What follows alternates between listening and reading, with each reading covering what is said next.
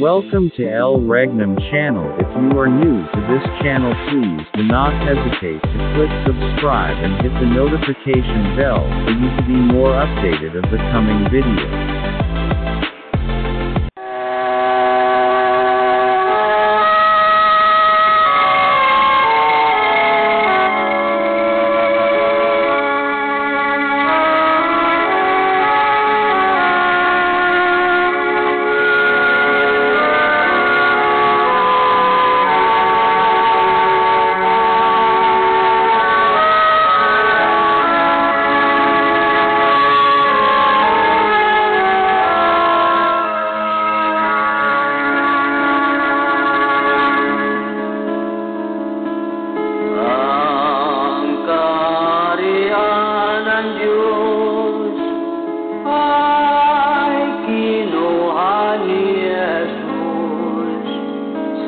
Lumang Jerusalem, sa bayang Huda Israel, kanyang ibinigay sa bansang nagbubunga, sa Diyos na kay Kristo na pananampalataya. Ang kaharian ng Diyos ikinukli ni Jesus. Hanapin natin ang bagong Jerusalem. May palatandaan ang malayong silangan, mga puno ng dagat, itong bansang Pilipinas. Sa lupang inirang ang ating tahanan, doon si Kristo maghari na walang hanggan. Tayo'y umasa at sumampalataya. Doon wala nang gutom at wala nang pagluluha. Sa lupang inirang ang ating tahanan, doon si Kristo maghari na walang hanggan. Tayo'y umaasa at sumampalataya. Doon wala nang gutom at wala nang pagluluha. Doon wala nang gutom at wala nang pagluluha.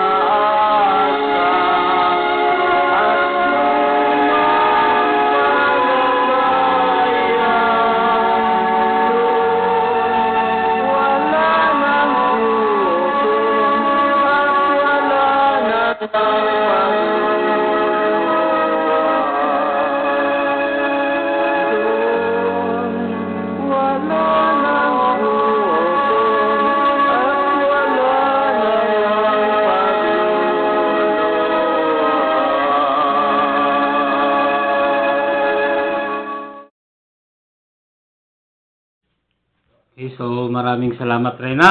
So, mapagpalang oras po sa ating lahat, buong Pilipinas, mula Luzon, Visayas, and Mindanao. So live po tayo ngayon sa Kingdom of God, Region 2, Province of Quirino, sa bayan po ng Madela, sa bahay po ni Reyna Merlita Baltasar. Yan, sa Barangay Poblacion Sur, Madela, Quirino. Okay, so bago po kami magpatuloy, pasasalamat at pagpupuri sa aming mahal na dakilang guro, ang aming Supreme Founder of the Kingdom of God, His Majesty, Supreme King Filimon Ondok Riam Bonanza. At ganoon din po sa aming mga 5 spiritual mothers na nasa banal na syudad. So, magandang gabi po sa inyo mga nanay. At sa aming mahal na Pangulo, ako rin ay nagpapasalamat at gumagalang sa inyo, mahal na Prinsipe Rocky Y. Riam Bonanza, na siya po ang aming President ng The Royal Alpha Omega Ring Trading Corporation. At sa aming Hari Adolfo B. Riam Bonanza, na siya po ang President ng the Philippine Deuterium Development and Management Corporation. Yan po ang dalawang magkapatid na nakahawak ng kumpanya. Dalawang kumpanya.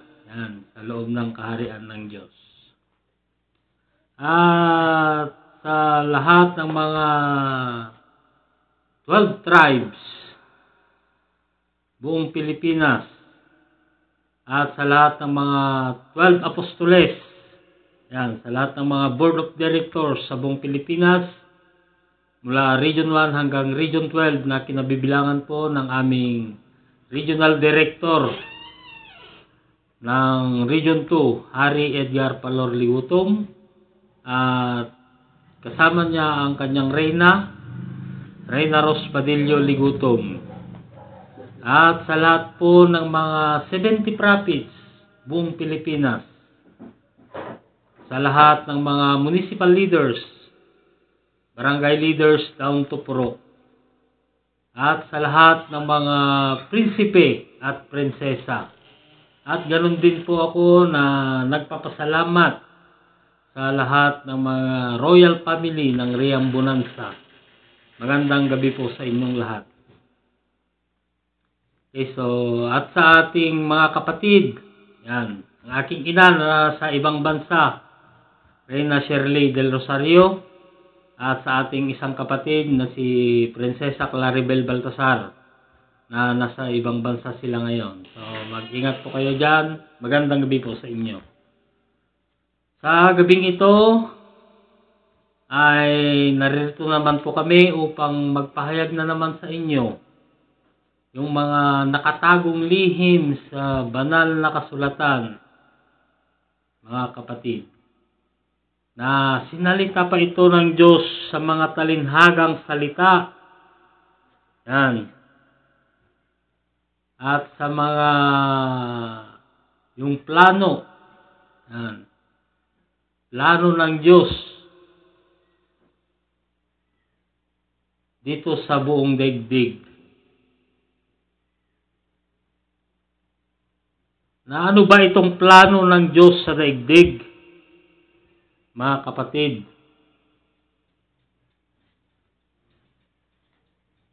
Ang plano ng Diyos sa daigdig ay magtayo ng kaharian. Yan, magtayo ng kaharian.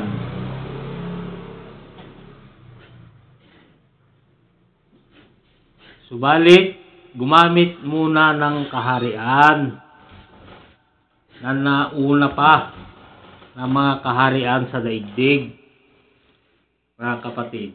Merong kaharian ngayon, subalit doon lang yung Kingdom of Saudi Arabia. Yan, doon lang sa Saudi yon. Hindi man pang buong daigdig, mga kapatid. Na yung 4 na kaharian na ginamit ng Diyos na naghari sa buong daigdig. Yan. Ang una yung bansang Babylonia. Pangalawa yung bansang Medo-Persia. Pangatlo yung bansang Greece. At pang-apat yung bansang Roma. Yan ang ginamit ng Diyos na 4 na kaharian sa daigdig. Subalit, sila ay natapos na. Yan, tapos na sila. Ang tanong, yung plano o programa po ba ng Diyos ay nagtuloy. Mga kapatid, so nagtuloy na naman yung plano ng Diyos. Hindi pwede na hindi magtuloy, sapagkat siya lang ang may plano or magprograma sa lahat. Diyos lang. Yan. Diyos lang ang may plano sa lahat, hindi tao. Diyos ang may plano sa lahat, mga kapatid. Kaya pinili muli ang ating Panginoong Jesucristo. Yan. Upang siya ang magdala, magtuloy sa mga plano ng Diyos.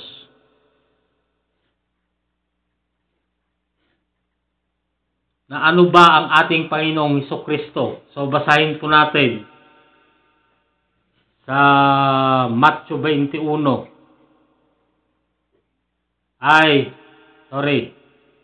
Lucas 4:43. So, ganito po ang mabasa ayon po sa banal na kasulatan.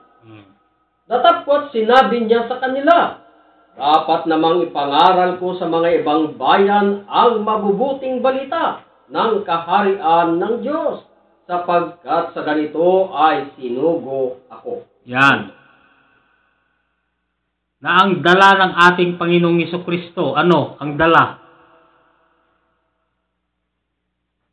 Yung kaharian ng Diyos, mga kapatid. Kaharian ng Diyos ang kanyang dala, na kanyang ipinapangaral ang mabubuting balita tungkol sa kaharian ng Diyos. Sapagkat siya yung pinili o sinugo ng Diyos. Yan. Ang ating Panginoong Jesucristo. Siya yung pinahiran ng banal na langis. Siya yung pinasukan ng banal na Espiritu ng Diyos. Ang ating Panginoong Jesucristo. Yan. Sino ang kasama ng ating Panginoong Jesucristo na pinapangaral? So, basahin po natin sa Lucas 8:1. Yan, basa hari.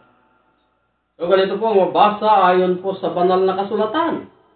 At nangyari pagkatapos ng kaunting panahon, na siya ay naglalakad sa mga bayan at mga nayon, na ipinangangaral at dinadala ang mabubuting balita ng kaharian ng Diyos, at kasama niya ang 12. Yun. Yun ang mga kasama niya na nagbabalita sa mga ibang bayan, mga nayon, yung kanyang 12, or ibig sabihin, yung kanyang mga apostoles, mga kapatid.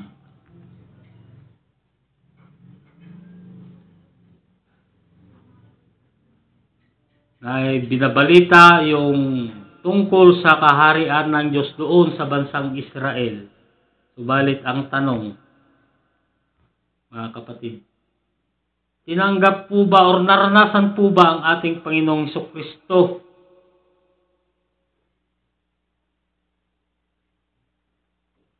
na ano bang dala or titulo ng ating Panginoong Jesucristo? Siya ay Diyos.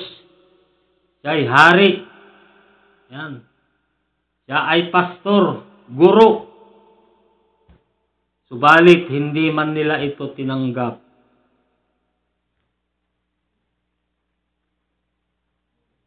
Mga kapatid. Kaya nga yung panglimang kaharian na sa kanya na kanya sanang itatayo doon sa bansang Israel, doon sa bansang Israel, ay kanyang kinuha or kanyang inalis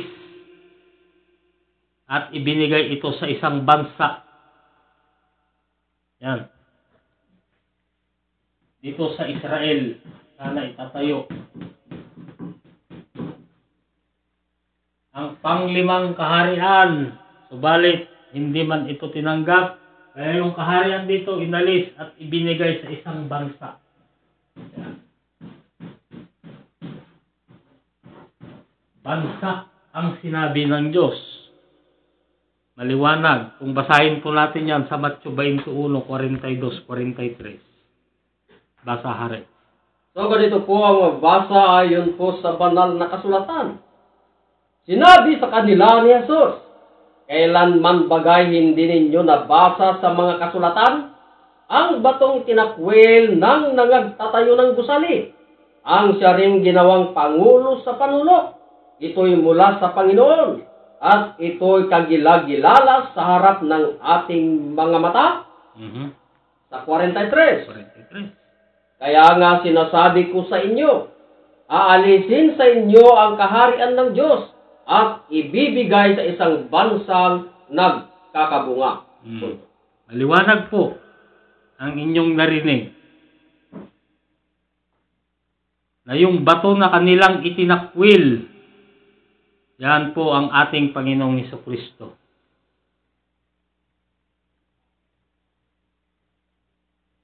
Sapagkat hindi nila ito tinanggap, kaya yung panglimang kaharian na kanya sanang itatayo ay inalis sa bansang Israel at ibinigay sa isang bansa na nagkakabunga. Yan.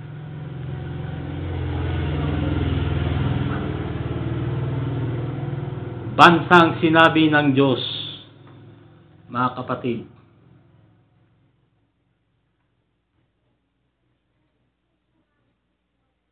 Kaya, kasi ang kapital ng Israel ay ang Jerusalem. Yan. Mga kapatid.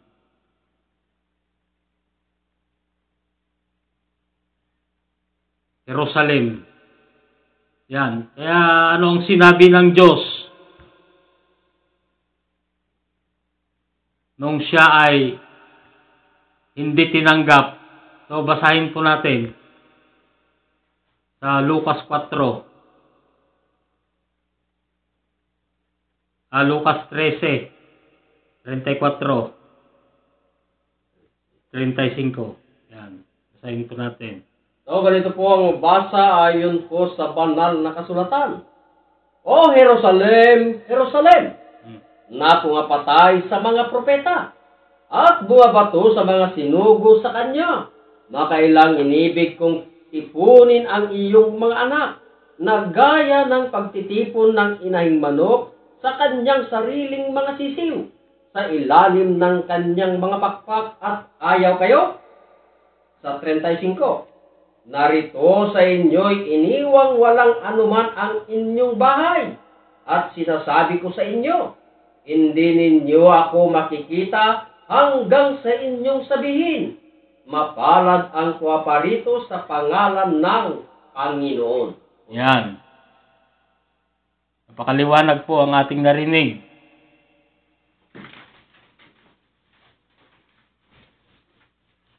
Mga kapatid, hindi nyo na ako makikita. Meron pa ba yung Panginoon doon na gusto niyang tipunin yung kanyang mga anak?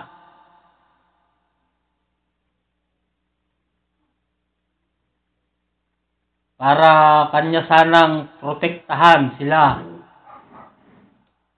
Subalit, hindi man nila ito tinanggap ng mga tao. Kaya ang kaharian ay kanyang kinuha o inalis at ibinigay sa isang bansa. Bansang nagkakabunga, ayon nga sa ating narinig kanina. Bansang sinabi, wala po dyan sa taas. Kung ating iisipin, sabihin na lang natin na 300 nation. Yan. Ang lahat ng bansa sa daigdig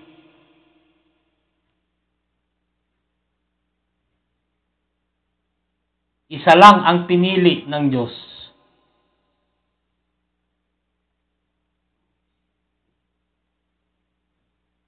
Bansang nagkakabunga. Yan.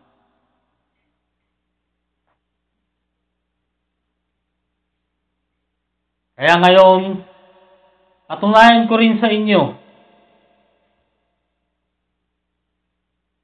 na ang bansang Pilipinas ay ito yung bansa na pinili ng Diyos ayon po sa banal na kasulatan kung nasaan yung kaharian ng Diyos. Na mababasa sa Isaiah 24:15. Yan, basa hari. So, ganito po ang mababasa ayon po sa banal na kasulatan. Kaya't luwalhatiin ninyo ang Panginoon sa silanganan. Sa makatuwid bagay ang pangalan ng Panginoon, ng Diyos ng Israel, sa mga pulo ng dagat. So, yun po ang nabasa sa banal na kasulatan. Mga kapatid,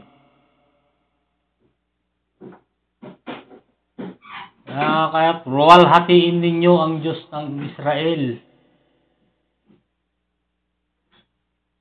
Ang pangalan ng Diyos ng Israel.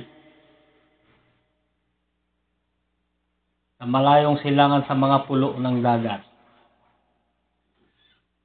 Mga kapatid. Kung ating titignan or ating i-research yan doon sa malayong silangan, ano po ba yung nasa malayong silangan na yan na tinutukoy ng Diyos? Kung ating titignan sa world map or sa encyclopedia, ay makikita po natin yung 4 na bansa yan sa malayong silangan. Na ang una ay ang bansang Japan. Pangalawa yung bansang Indonesia. At pangatlo yung bansang Malaysia. At ang pang-apat yung bansang Pilipinas. Yan po ang makikita po natin sa malayong silangan. Sapagkat ang Diyos ay talagang mahilig tumira sa silanganan. Yan.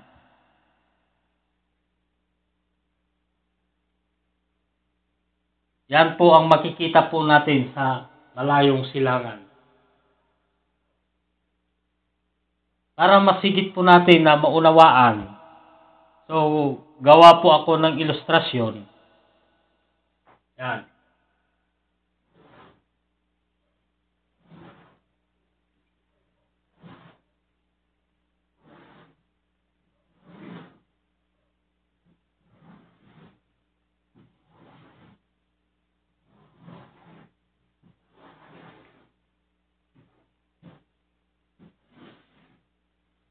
Yan.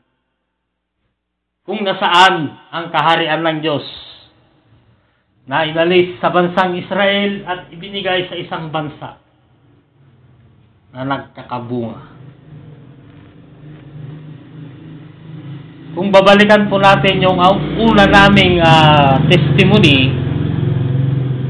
kung saan po ay ito po ay yung yung pagka-discover ng isang bansa. Mga kapatid, discovery. Yan. Sa taong March 16, 1521.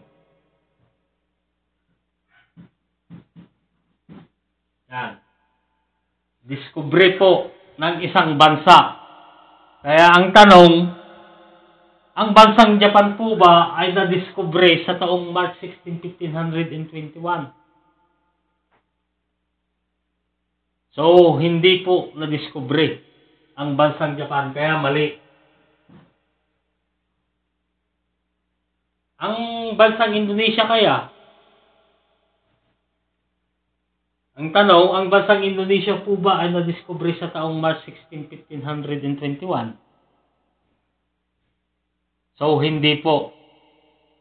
Kaya, mali. Yan. Ang bansang Indonesia po ba ay nadiskubre sa taong March 16, 1521? Mga kapatid. So, hindi rin.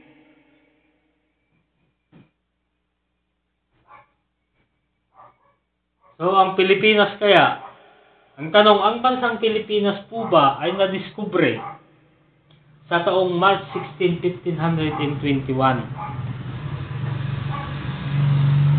Mga kapatid.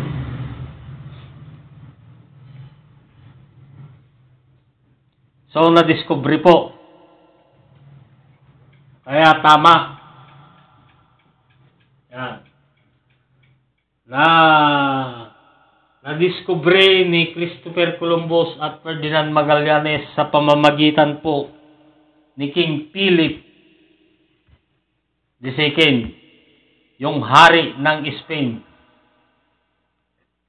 Yan. So, dumako naman po tayo sa pangalawang pagpapatunay.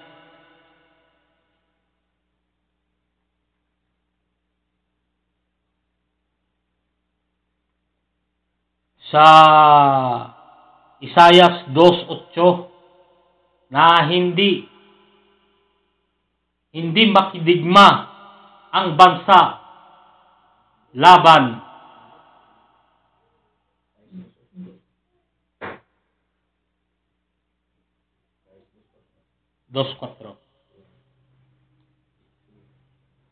Yun ang hula sa banal na kasulatan ay hindi makidigma.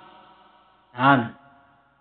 Ang bansang Pilipinas laban sa ibang bansa. Mga kapatid. Yun po ang nakasaad sa banal na kasulatan. Hindi makidigma. Kaya ang tanong ay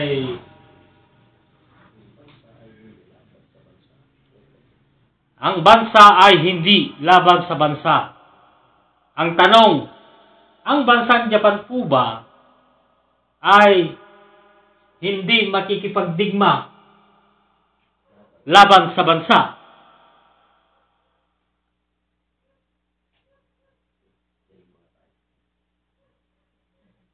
Matapang po yan na bansa. Nakikipagdigma po yan. Kaya ang hula ay hindi makidigma. Kaya mali.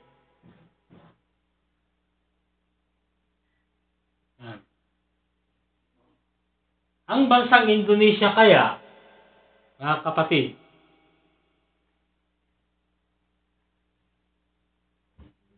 ay hindi makipagdigma laban sa bansa. Mga kapatid, ang bansang Indonesia, sapagkat yung hula ay hindi makidigma. Ang bansang Indonesia po ay isa rin po na matapang na bansa yan. Nag-aaral ng pakikipagdigma. Kaya ang hula ay mali. Yan. Nakikipagdigma rin. Ang bansang Malaysia kaya,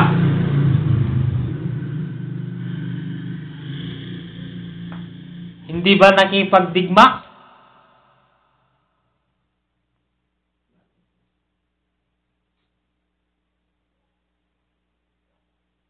Ang hula, ang hula sa banal na kasulatan hindi makidigma. Kaya ang bansang Malaysia ay nakikipagdigma rin. Matapang na bansa rin yan. Yan. Kaya mali. Hindi makidigma. Yan.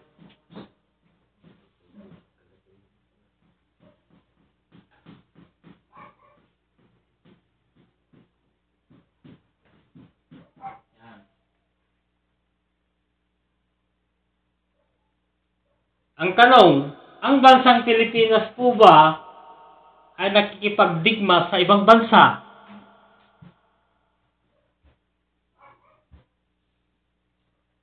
Tunay. Tunay yan na hindi makikipagdigma sapagkat isinabatas pa ito ng ating naunang mga presidente. Pangulong Manuel Quezon at Ferdinand Marcos na nakasaad sa article na yan o sa section na yan, ang bansa ay hindi makikipagdigma laban sa ibang bansa. Na ang bansang Pilipinas ay hindi makikipagdigma yan, laban sa ibang bansa. Kaya yung hula ay tama. Yan. Mga kapatid. So, dadako po naman po tayo sa pangatlong pagpapatunay.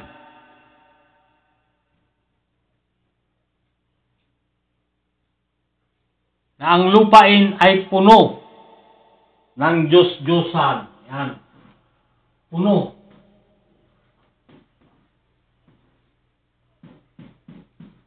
Ng Diyos-Diyosan.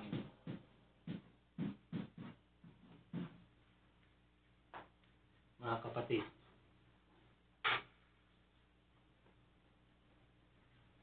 Kaya ang tanong, ang bansang Japan po ba ay puno ng Diyos-Diyosan?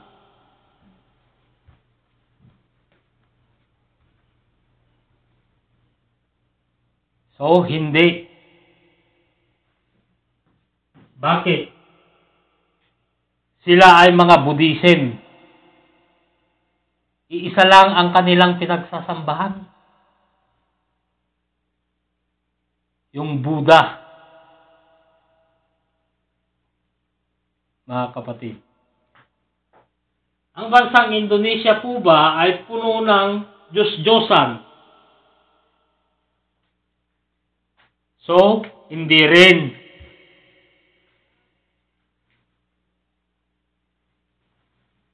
Sapagkat isa rin lang ang kanilang pinagsasambahan. Sila yung mga Indonesian. Mga kapatid, kaya mali.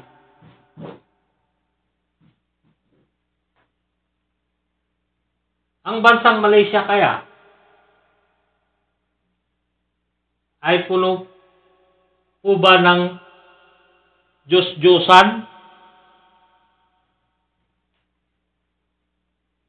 So, hindi rin. Bakit? Sila ay mga tawisin. Yan.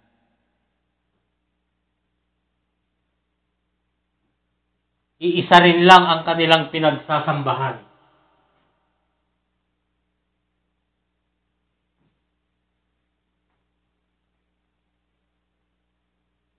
Ang bansang Pilipinas kaya, ang tanong, ang bansang Pilipinas po ba ay puno ng Diyos-Diyusan? Mga kapatid. So, tunay. Mula pare hanggang hulo, puno ng Diyos-Diyosan, mga kapatid. Kaya tunay, sila ang mga Christianism.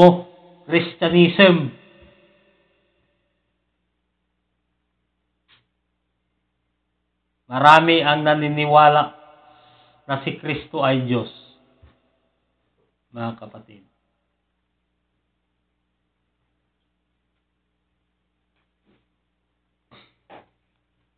So, dadako po tayo sa pang-apat na pagpapatunay. Na ito po ay nasa malayong silangan. Yan. Sa mga pulo ng dagat. Yan.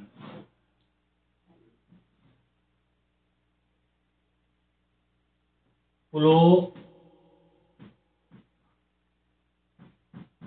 ng dagat.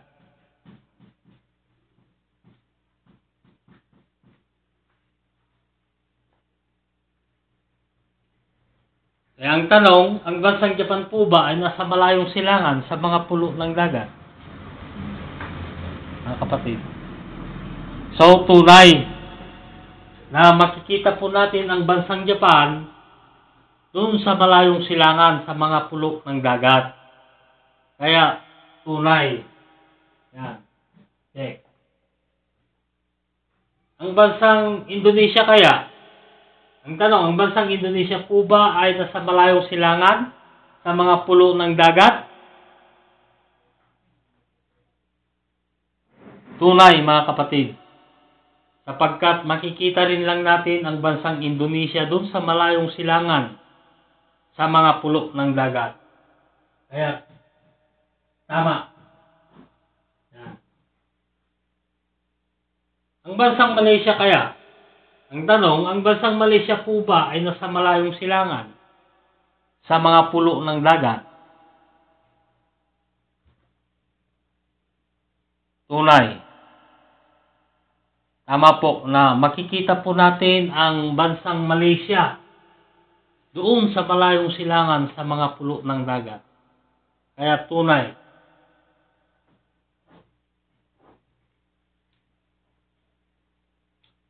Ang Pilipinas kaya? Ang tanong, ang bansang Pilipinas po ba ay nasa malayong silangan sa mga pulo ng dagat? Mga kapatid, kung nasaan yung kaharian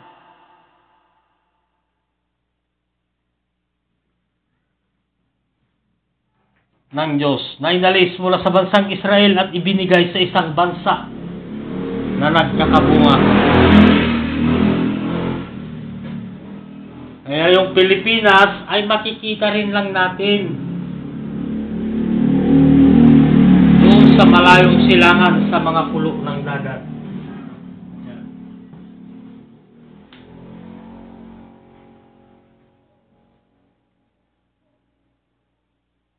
So, basahin po natin kung ano po ang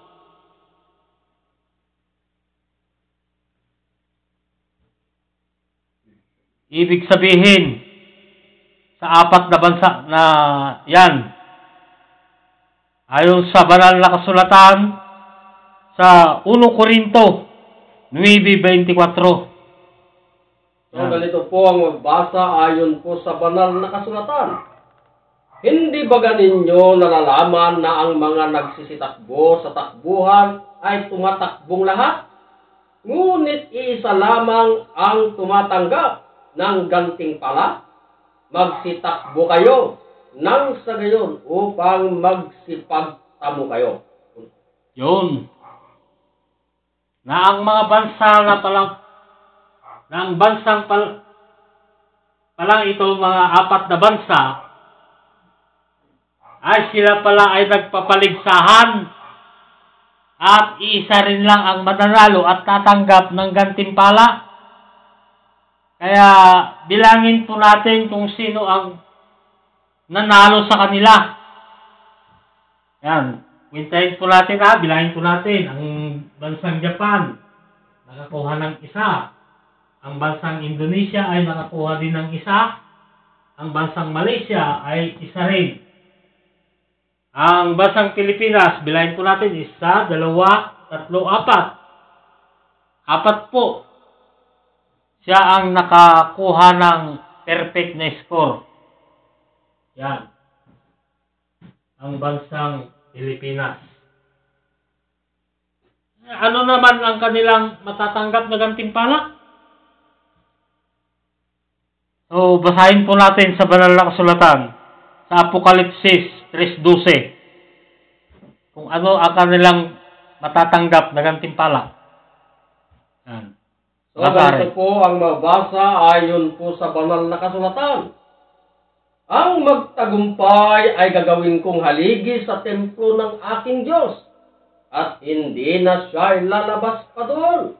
At isusulat ko sa kanya ang pangalan ng aking Diyos, at ang pangalan ng bayan ng aking Diyos, ang bagong Jerusalem, na mananaog buhat sa langit mula sa aking Diyos, at ang aking sariling bagong pangalan.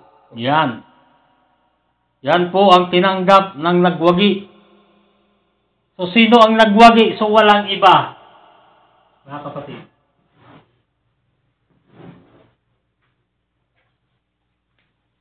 Bansang Pilipinas.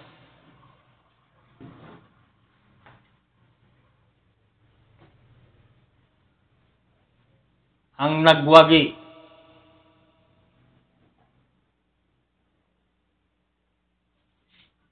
Yun po ang gantimpala. So, narinig po natin.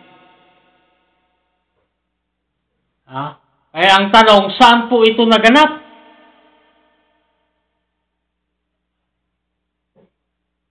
So, walang iba. Bansang Pilipinas.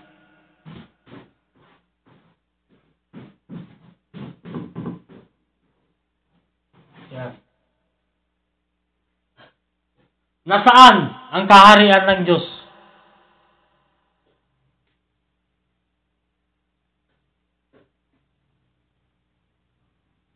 So, bansang Pilipinas. Hindi po ako natatakot or mahihiya na sabihin sa inyo na ang bansang Pilipinas ay ito po yung mapalad na bansa na pinili ng Diyos na dito muli itatayo ang Diyos ang kanyang kaharian na kailanman ay hindi na magigiba. Ito na yung panglimang kaharian, wala nang kasunod.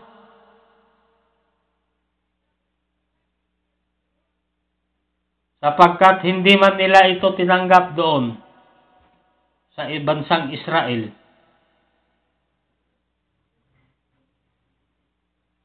Kaya yung kaharian na kanyang itatayo sana doon ay ibinigay na sa isang bansang nagkakabunga.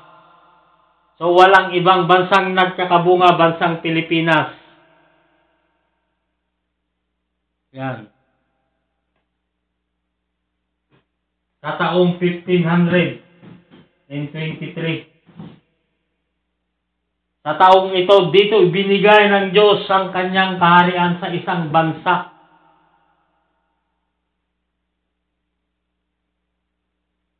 Bansang Pilipinas. Mga kapatid. Dito muli, pinili ng Diyos. Kaya mapalad ang bansang Pilipinas or mga nakatira. Yan. Dito sa bansang Pilipinas. Ito na yung panglimang kaharian sa daigdig na itatayo ng Diyos. Wala nang kasunod po ito. Ito na yung panghuli. Dito ibinuhos ng Diyos ang lahat ng kanyang kaharian, yung pagpapala ng Diyos. Dito na. Kayamanan ng Diyos na ipapamana sa kanyang mga anak, mga kapatid. Okay, so maraming salamat. Ito po ang aking ibinahagi sa gabing ito. Sa lahat po ng mga aming taga-subaybay, aming mga viewers, Maraming salamat po na hindi po kami nagsasawa na paulit-ulit na ibinabahagi po namin sa inyo ang tungkol sa kaharian ng Diyos, na wala pong ibang nagsigaw dyan dito sa bansang Pilipinas, liban lang ang aming mahal na dakilang guro, ang aming Supreme Founder of the Kingdom of God, His Majesty, Supreme King Philemon Ondok Riambunansa. Yan. Na isinigaw sa taong July 27, 1982. Ang kaharian ng Diyos, mga kapatid.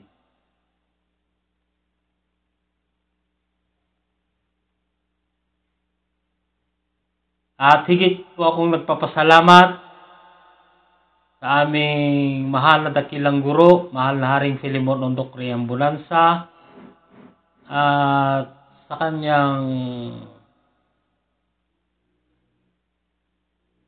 aming mahal na Pangulo, yan, kanyang mga anak,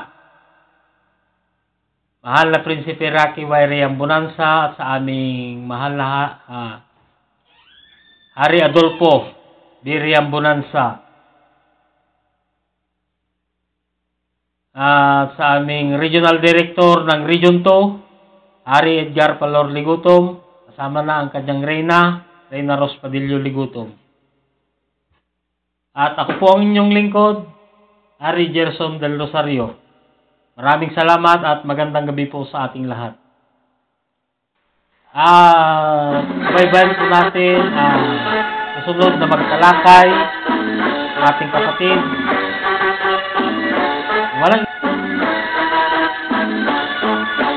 Upang makakita sa kaharian ng Diyos, ipanganak muli ng tubig at ng Espiritu. Kung di natin sundin ang payo ni Jesus, hindi makapasok sa kaharian ng Diyos. Ang katotohanan, kalayaan ng tao, ito'y nagbibigay ng sagana at habang buhay. Magsisamba tayo sa Diyos Espiritu. Ang kaharian niya ay mamanahin natin.